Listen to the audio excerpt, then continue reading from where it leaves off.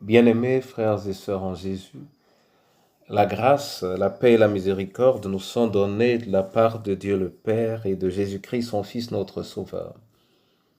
Amen. Pour notre méditation de ce jour, nous allons lire dans Galates chapitre 1er, du verset 11 au verset 24. Avant la lecture, nous chantons à la gloire de notre Dieu pour notre salut. Le 195 dans Chant de victoire. Qui me relève dans mes chutes, c'est Jésus-Christ. Qui me relève dans mes chutes, c'est Jésus-Christ. Qui combat pour moi dans mes luttes, c'est Jésus-Christ. Jésus y a parlé, je veux croire que je puis lutter pour sa gloire, car mon bouclier, ma victoire, c'est Jésus-Christ. Je vais à mon Père et ma voix, c'est Jésus-Christ. Je suis bien heureux et ma joie, c'est Jésus-Christ. Et si même dans la souffrance, mon cœur me parle d'espérance, c'est que j'ai mis ma confiance en Jésus-Christ. Sauvé, je ne me glorifie qu'en Jésus-Christ. Pour la terre et le ciel, ma vie, c'est Jésus-Christ. Bientôt adieu, choses mortelles, loin de vous je prendrai des ailes vers les demeures éternelles, vers Jésus-Christ. Amen. Galates 1, 11 à 24. Là, il est écrit: Je vous déclare, frères, que l'évangile qui a été annoncé par moi n'est pas de l'homme, car je ne l'ai ni reçu, ni appris d'un homme, mais par une révélation de Jésus-Christ.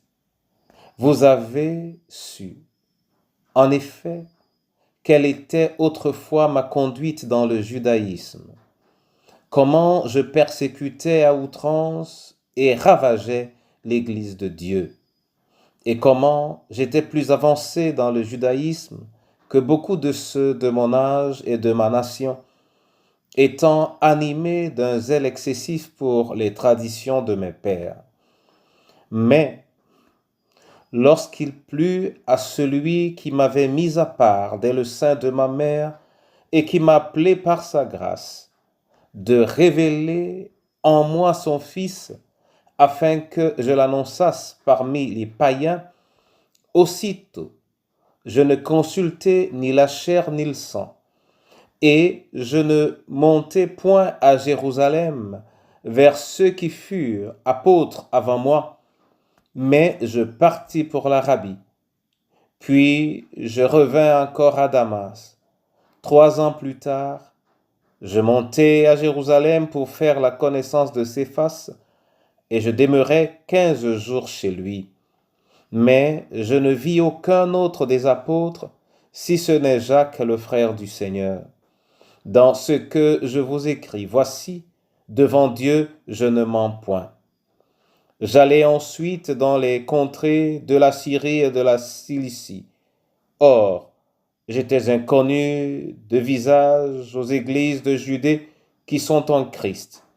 Seulement, elles avaient entendu dire, « Celui qui autrefois nous persécutait annonce maintenant la foi qu'il s'efforçait alors de détruire, et elles glorifiaient Dieu à mon sujet. » Amen.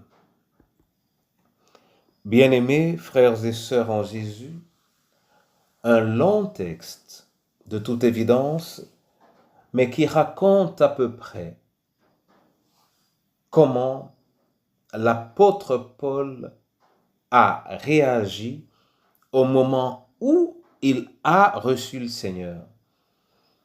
Il le rappelle, il était contre les chrétiens. Il était un judaïsant fort et déterminé. Mais,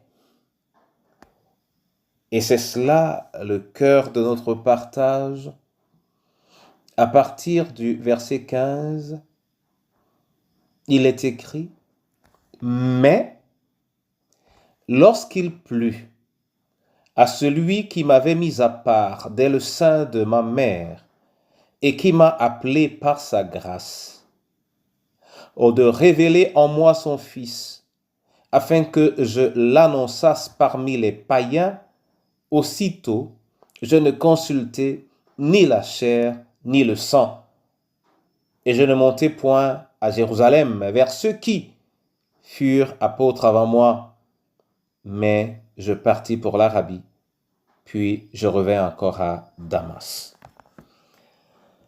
Frères et sœurs en Jésus, la révélation. L'apôtre Paul dit qu'avant sa conception, le Seigneur avait programmé, avait prévu, et il a, en définitive, organisé. Et c'est dans cette organisation du salut de l'apôtre qu'il dit qu'il m'appelait par sa grâce, de révéler en moi son Fils. Révéler en moi son Fils, afin que je l'annonçasse parmi les païens. Révéler. La révélation.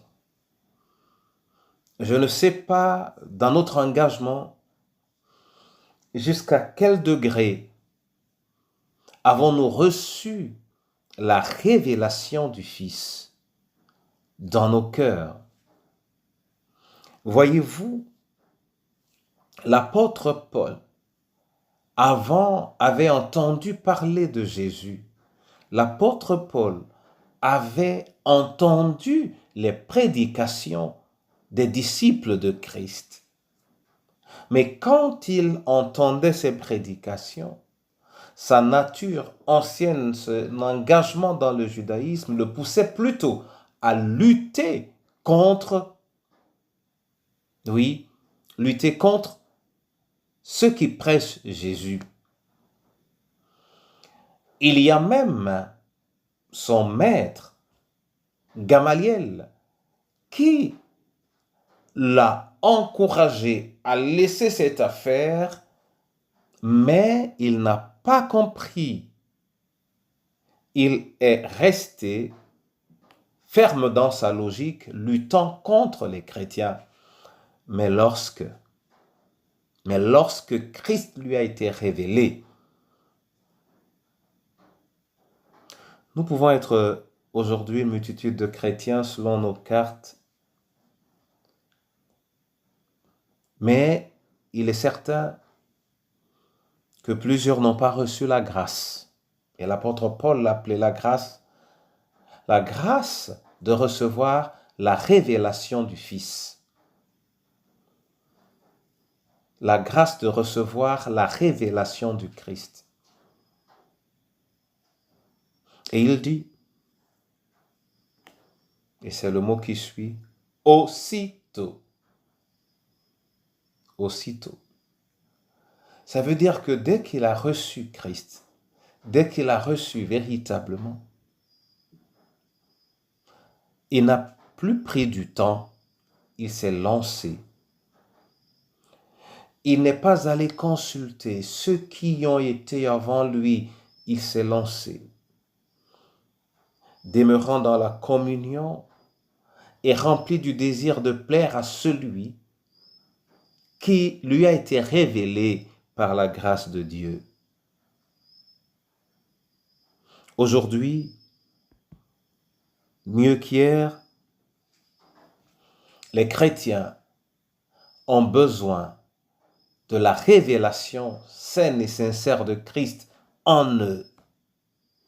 Et ce serait cela leur capacitation, leur affermissement, leur force, la source de leur énergie pour être capable de tenir face à toutes les charges et toutes les lourdeurs que la vie sociale et que le monde nous impose et qui ralentit notre témoignage. Mon frère et ma sœur, aussitôt, l'apôtre réagit aussitôt au vu de la profondeur, de la pureté et du caractère intransigeant de la révélation qu'il a reçue de la part du Seigneur. Que le Seigneur nous accorde en cette saison cette révélation dense, cette révélation profonde, cette révélation ferme, aiguë, pointue,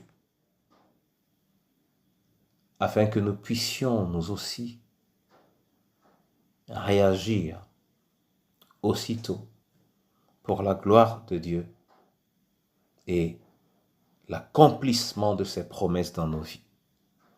Qu'il bénisse sa parole dans le précieux nom de Jésus. Amen. Éternel Dieu, mon Père, je veux te rendre grâce pour ce jour, pour la vie et pour cette parole. La révélation du Fils de Dieu. Nous sommes nombreux derrière toi, de nos lèvres en Jésus, mais de nos cœurs si loin. Accorde à ton peuple en ce jour la grâce et en cette saison de recevoir la révélation de Christ dans nos cœurs, afin que cela puisse nous réserver des lendemains meilleurs et conformes à notre engagement chrétien. Seigneur, je veux te prier en cela pour les veuves et orphelins, la révélation de Jésus. Je veux te prier en cela pour nos différentes familles, la révélation de Jésus en nos cœurs. Je veux te prier en cela pour ton Église, la révélation de Jésus dans les cœurs de ton peuple, afin qu'ils vivent de ce qui est toi, en Jésus notre Sauveur. Nous te disons merci pour ce privilège. Nos cœurs attendent. Au nom de Jésus-Christ notre Sauveur. Notre Père qui es aux cieux, que ton nom soit sanctifié, que ton règne vienne, que ta volonté soit faite sur la terre comme au ciel. Donne-nous aujourd'hui notre pain de ce jour. Pardonne-nous nos offenses, comme nous pardonnons aussi à ceux qui nous ont offensés. Et ne nous soumets pas à la tentation, mais délivre-nous du mal, car c'est à toi qu'appartiennent le règne, la puissance et la gloire, pour les siècles des siècles. Amen. Que le Seigneur lui-même vous bénisse et qu'il se révèle au plus profond de vous-même en Jésus-Christ notre Sauveur. Amen.